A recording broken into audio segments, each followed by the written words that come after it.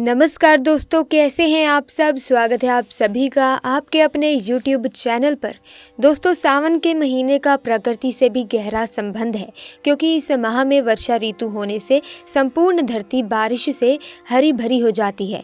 ग्रीष्म ऋतु के बाद इस माह में बारिश होने से मानव समुदाय को बड़ी राहत मिलती है। इसके अलावा श्रावण मास में कई पर्व भी मनाए जाते हैं। सावन का महीना भगवान शिव को प्रिय होता है। इस महीने में हर भक्त मानो शिव के रंग में रंग जाता है। हर जगह बम भोले की गूंज सुनाई देती है। कहा जाता है कि सावन के महीने में भगवान शिव को बहुत आसानी से प्रसन्न किया जा सकता है। भगवान की कृपा और मनोवांछित फल की प्राप्ति के लिए लोग सावन भर भगवान की सेवा और भक्ति करते हैं। सावन के महीने के सोमवार का भी विशेष महत्व होता है। ज्यादातर शिव भक्त सावन सोमवार का व्रत कर उस दिन शिव जी की विशेष आराधना करते हैं।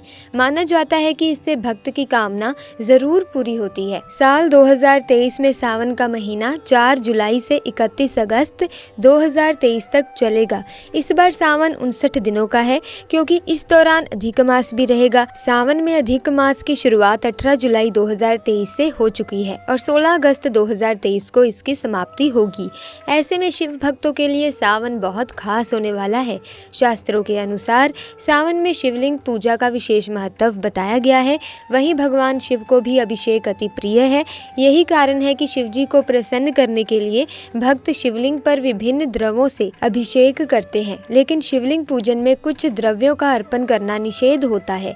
तो ऐसे में सबसे पहले जानते हैं कि शिवलिंग पर भोले बाबा को हमें क्या अर्पित नहीं करना चाहिए। नंबर 1, भगवान शिव को तुलसी का पत्ता भूलकर भी चढ़ाना नहीं चाहिए। ये भगवान विष्णु को बहुत प्रिय है, लेकिन भगवान शिव की पूजा में तुलसी का इस्तेमाल करना वर्जित है।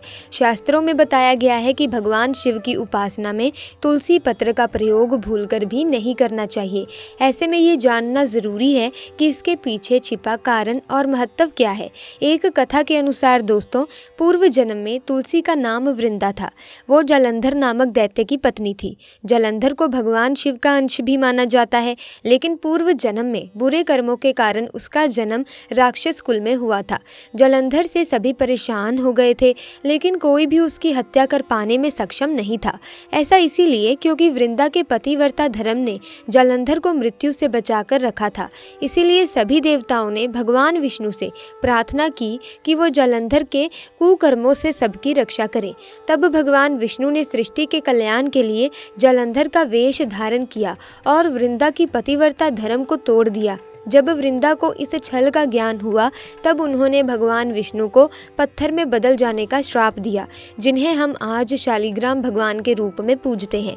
तब भगवान शिव ने जालंधर का वध किया। जालंधर के वध के बाद वृंदा तुलसी के पौधे में परिवर्तित हो गई। भगवान विष्णु वृंदा की पतिव्रता से इतना प्रसन्न हुए कि उन्होंने ये आशीर्वाद दिया कि उनकी उपासना में तुलसी का उपयोग निश्चित रूप से किया जाएगा। लेकिन भगवान शिव की उपासना में तुलसी का उपयोग इसलिए नहीं किया जाता है क्योंकि उन्होंने वृंदा के पति का वध किया था और सृष्टि को उसके कुकर्मों से बचाया था। तो दोस्तों, इस कारण से तुलसी पत्र शिवलिंग में अर्पित नहीं किया जाता। लेकिन दोस्तों, जो नित्य तुलसी माँ का पूजन करते हैं तो उन्हें अपने पूजन को नहीं छोड़ना चाहिए। इससे तुलसी माँ आपसे क्रोधित हो जाएंगी। ऐसे में अगर आप सावन के किसी भी सोमवार के दिन तुलसी के पौधे में श्रद्धा भाव से 1 लोटा शुद्ध जल अर्पित करते हैं और साथ में अपनी लंबाई जितना पीला धागा लेकर तुलसी के पौधे की जड़ में बांधते हैं, तो आपको शुभ परिणाम मिलेंगे। तुलसी माँ की आप पर कृपा हो जाएगी। लेकिन भूल कर भी तुलसी का पत्ता भगवान शिव को अर्पित ना करें। नंबर 2, शास्त्रों में बताया गया है कि भगवान शिव को केतकी का फूल भूलकर भी अर्पित नहीं करना चाहिए। इसके साथ उन्हें कनेर और कमल का पुष्प भी नहीं चढ़ाना चाहिए। बताया जाता है कि भगवान शिव को केवल श्वेत रंग का पुष्प ही अर्पित करना चाहिए। नंबर 3, भगवान शिव को हल्दी चढ़ाने की भी मनाही है। ऐसा इसीलिए क्योंकि हल्दी को माता लक्ष्मी का स्वरूप माना जाता है और इसे सौंदर्य का प्रतीक भी कहा गया है। इसीलिए शिवलिंग पर स्त्री से संबंधित वस्तु नहीं अर्पित करनी चाहिए। नंबर 4, सिंदूर, कुमकुम या रौली भी शिवलिंग पर भूलकर अर्पित ना करें। ये सुहाग और सौंदर्य के प्रतीक माने जाते हैं। इसीलिए शिवलिंग पर स्त्री तत्व नहीं अर्पित किया जाता। ऐसा करने से भगवान शिव क्रोधित हो जाते हैं। नंबर 5, भगवान शिव को नारियल या फिर फिर नारियल का पानी ना अर्पित करें। ऐसा इसीलिए क्योंकि नारियल को लक्ष्मी माता का स्वरूप माना जाता है।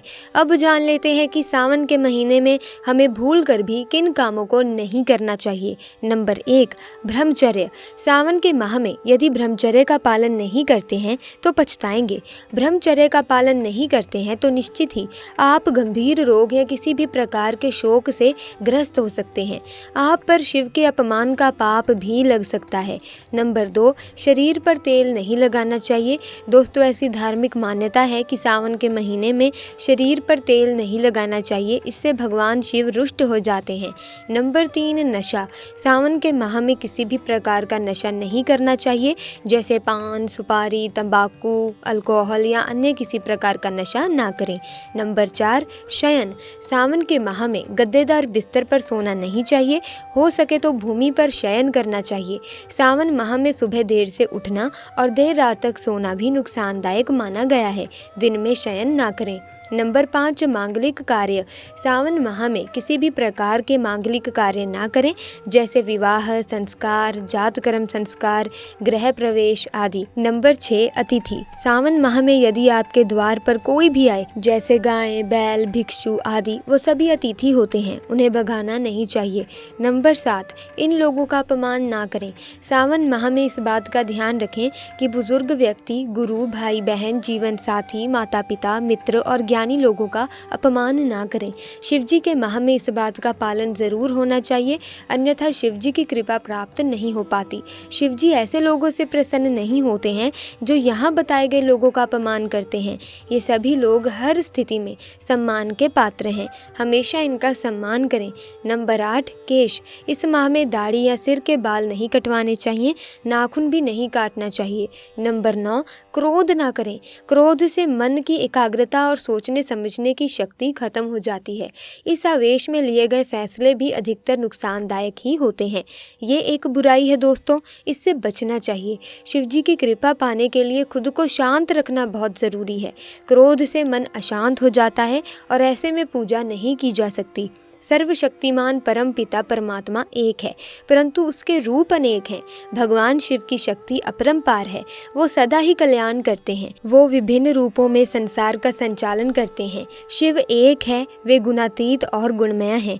एक और जहाँ ब्रह्मा रूप से वो सृष्टि की उत्पत्ति करते हैं, वहीं विष्णु रूप में सृष्टि का पालन करते हैं तथा शिव रूप में वो सृष्टि का संहार भी करते हैं।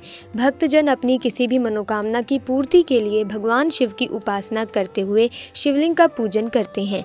ऐसे में ये जानना जरूरी है कि व्रत कैसे करें, पूजा कैसे करें, तो आइए जान लेते हैं इसके बारे में भी। तो दोस्तों, प्रत्येक सोमवार को मंदिर जाकर शिव परिवार की धूप, दीप, नैवेद्य, फल और फूलों आदि से पूजा करके सारा दिन उपवास करें। शिवलिंग पर बेलपत्र चढ़ाकर उनका दूध से अभिषेक करें। शाम को मीठे से भोजन करें। अगले दिन भगवान शिव के पूजन के पश्चात यथाशक्ति दान आदि देकर ही व्रत का पालन करें। अपने किए गए संकल्प के अनुसार व्रत करके उनका विधिवत उद्यापन किया जाना चाहिए। जो लोग सच्चे भाव एवं नियम से भगवान की पूजा स्तुति करते हैं, वो मनोवांछित फल प्राप्त करते हैं। इन व्रतों में सफेद वस्त्र धारण करके सफेद चंदन का तिलक लगाकर ही पूजन करना चाहिए तथा सफेद वस्तुओं का दान करना चाहिए, बहुत ही शुभ माना जाता है। दोस्तों, इसी के साथ क्या आप जानते हैं कि शिवलिंग पर से एक चीज यदि आप उठा लाते हैं अपने घर पर, तो दोस्तों आप करोड़पति बन सकते हैं। आपको करोड़पति बनने से कोई रोक नहीं सकता। अगर आप नहीं जानते हैं तो आइए ये भी जान लेते हैं कि कौन सी है वो चीज़। दोस्तों, सोमवार के दिन बस आपको शिवलिंग से एक चीज़ जो सही मुहूर्त पर उठाकर लानी है और घर में सही दिशा में स्थापित करनी है। तो दोस्तों, इस उपाय को बहुत ध्यान से सुनिएगा। इस उपाय को करने के बाद आपके जीवन की समस्त प्रकार की जो समस्याएं हैं उनसे आपको मुक्ति मिल जाएगी। आप खुद देखेंगे कि महादेव जी की कृपा से आपके जीवन में आप बहुत ही उन्नति करेंगे, बहुत ही आगे जाएंगे। तो आपको क्या करना है? सुबह उठना है, आपको नहाना है, तांबे का लोटा लेना है, उसमें पूरा जल भर दीजिए। जल भरने के बाद उसमें 2-4 बूंद गंगा जल डाल दीजिए। गंगा जल डालने के बाद भगवान भोलेनाथ जी के मंदिर जाना है। अब आपको क्या करना है?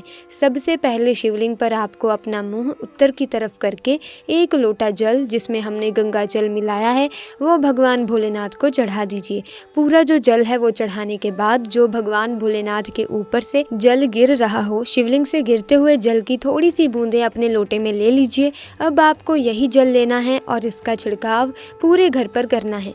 इतना उपाय आप लोगों ने अगर इस सावन माह में सोमवार के दिन कर लिया, भगवान भोलेनाथ की कृपा आपके घर पर बनी रहेगी। दोस्तों, सावन का महीना भगवान शिव की भक्ति और माँ पार्वती की शक्ति को समर्पित है। इस महीने पूजा पाठ से जुड़े नियमों का पालन करने के अलावा खाने पीने में भी कुछ बातों का ध्यान रखना चाहिए। ऐसी मान्यता है कि सावन में साग खाना अशुभ होता है। ऐसा माना जाता है कि भगवान शिव को प्रकृति से बेहद प्रेम है। ऐसे में साग पात को तोड़कर खाना शुभ नहीं माना जाता। ऐसा करने से शिव जी अप्रसन्न होते हैं।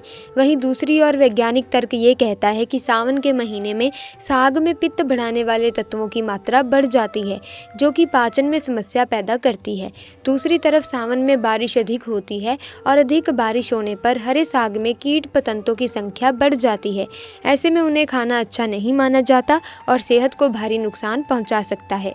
इसीलिए सावन में जहां तक हो सके साग नहीं खाना चाहिए। ऐसे में दोस्तों, आज की वीडियो में बस इतना ही। अगर आपको इस वीडियो में दी गई जानकारी अच्छी लगी तो कमेंट सेक्शन में हर हर महादेव ज़रूर लिखिएगा, ताकि भगवान शिव की कृपा आप पर बनी रहे।